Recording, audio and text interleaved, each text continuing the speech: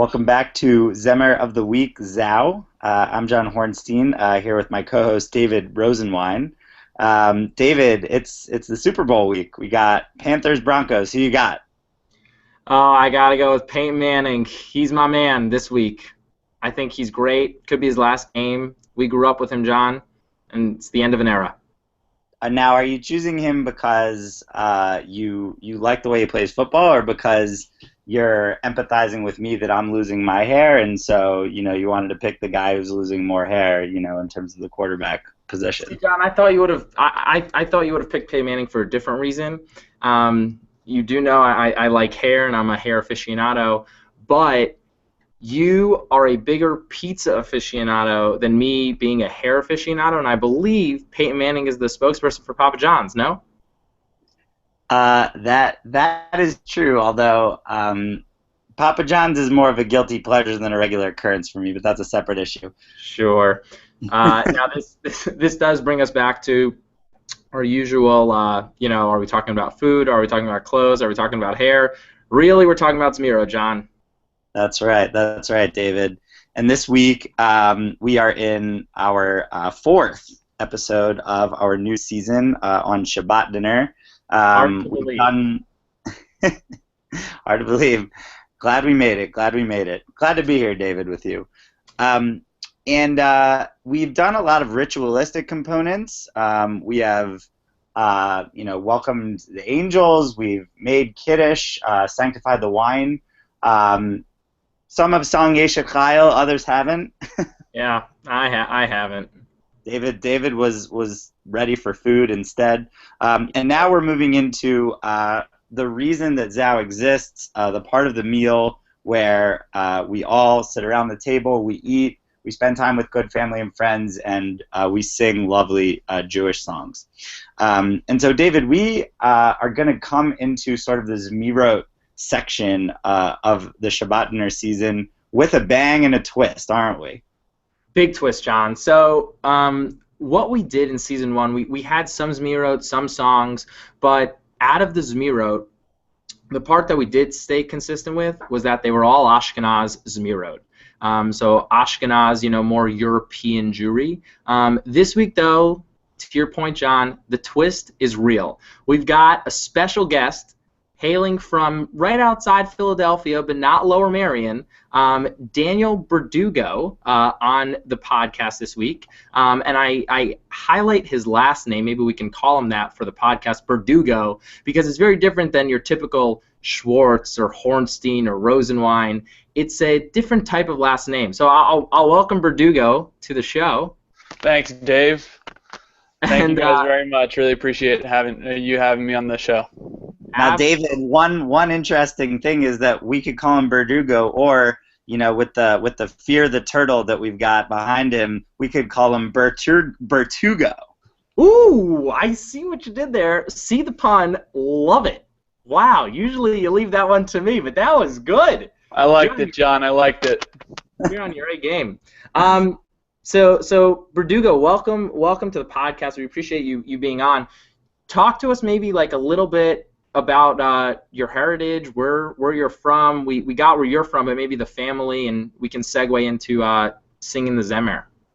Yeah, of course. So interestingly enough, on your Sephardi Zemer week, I'm going to provide you a little bit of both because I'm half and half. My mom is from the great state of New Jersey. She hails from Trenton.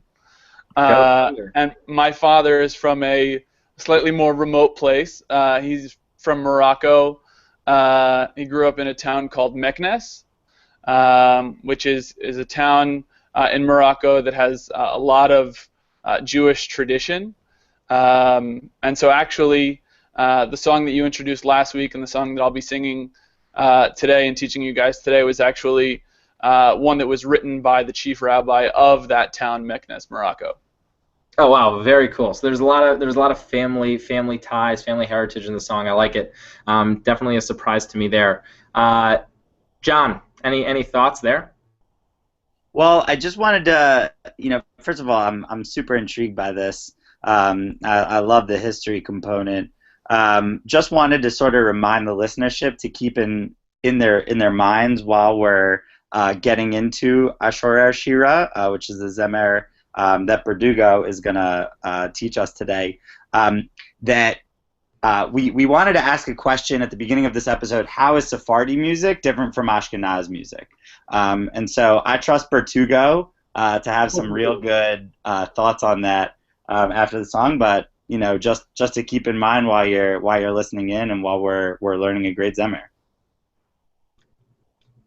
With that, Verdugo, you want to take it away? See those pipes. Yeah, sure. Sounds good. So the first part that I'm going to teach you, should I teach first or should I sing it?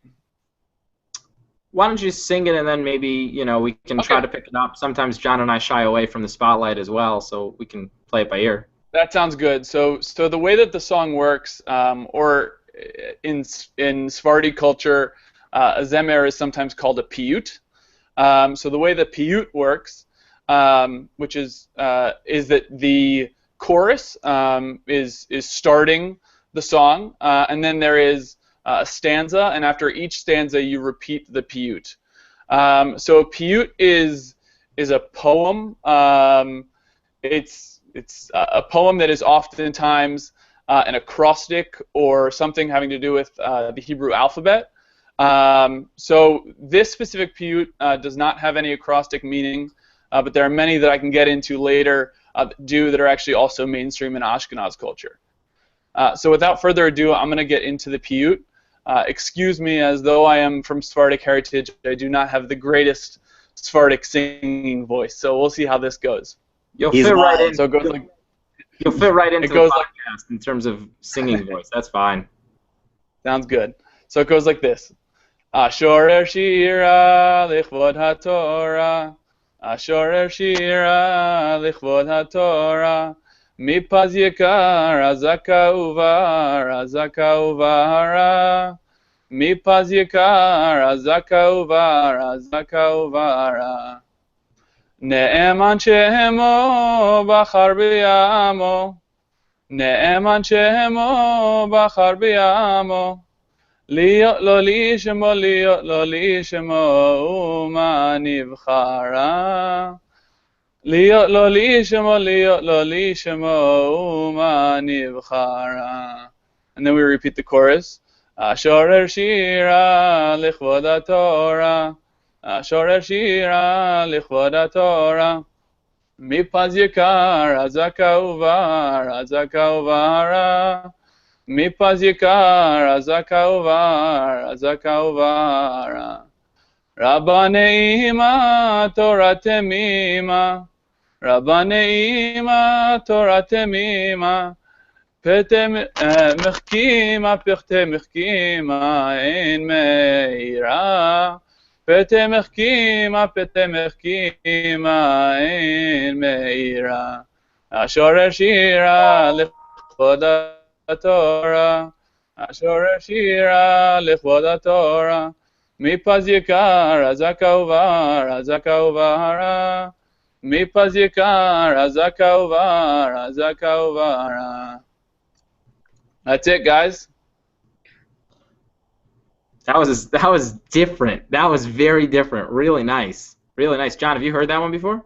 No, I haven't, and it hasn't come up yet on my Spotify hip hop playlist. Mm-hmm. But Not quite sure what Spotify even is. read the news, David. There are a couple articles these days about their streaming service. JK, David keeps way better on tabs in the news than I do. But curious to know, just at the start of it, and David's got some zinger questions, but there's sort of a different tune and a different sort of orientation of I don't know, it's just a different sound.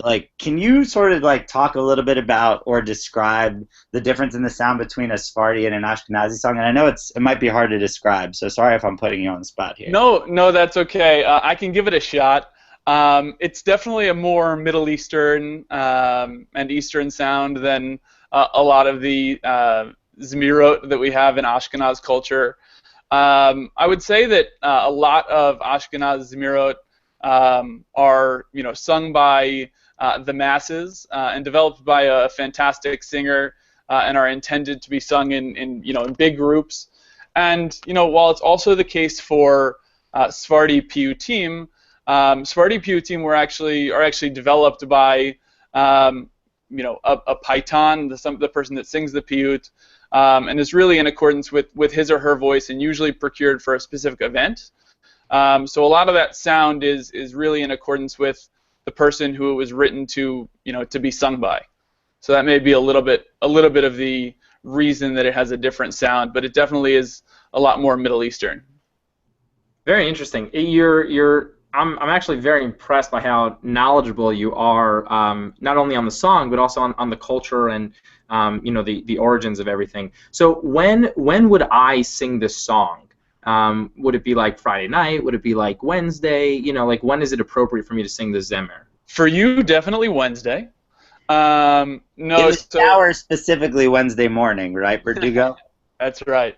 No, so one of the things you may have recognized as I was singing the song is that there are a lot of mentions to Torah. The reason for that is that it's a song primarily praising God and really about he or she having selected the Jews as the people to receive the Torah, and what a gift that was.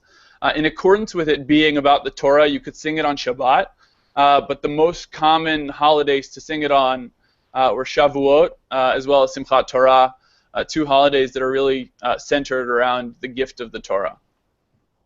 Nice. So really and you alluded to this a little bit when you were giving that answer, but it sounds like the meaning of the song is all about us as the Jewish people being excited and grateful to accept the Torah and have the responsibility of keeping the Torah. Am I in line here, or am I going rogue?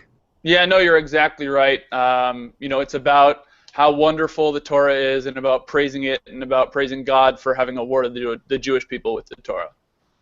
And I guess one other question that I have is, I know that that Simchat Torah is sort of like, or Shavuot, sorry, is sort of the main time to sing it because of the orientation around the Torah.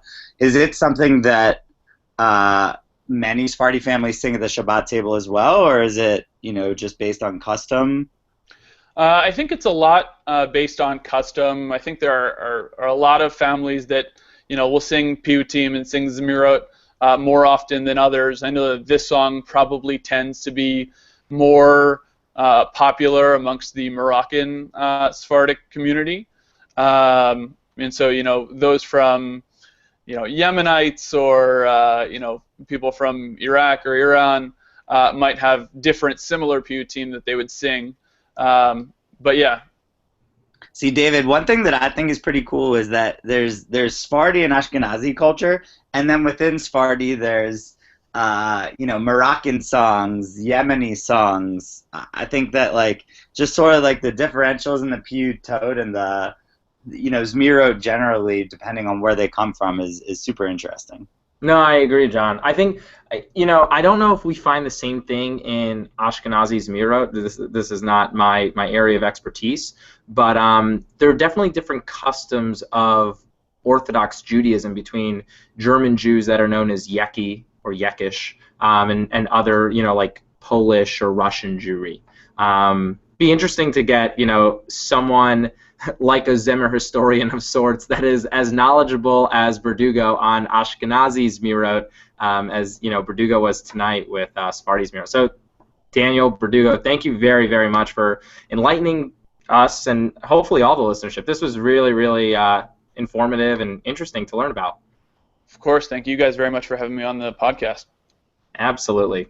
On that note, John, staying in theme, of course, we want to tip off what we have in store for next week. And last week was my question, so this week, John, I'm gonna boomerang it over to you. What do you got for us? Appreciate the boomerang, and I'll just say that I loved your last thought about some of the geography and having different Zemer historians such as a Verdugo come on the podcast, and perhaps a geography theme to come eventually, and around the world, if you will. John's going rogue, ladies and gentlemen. John is going rogue. You never know what we're up to on Zao. But thank you for the opportunity to ask a question.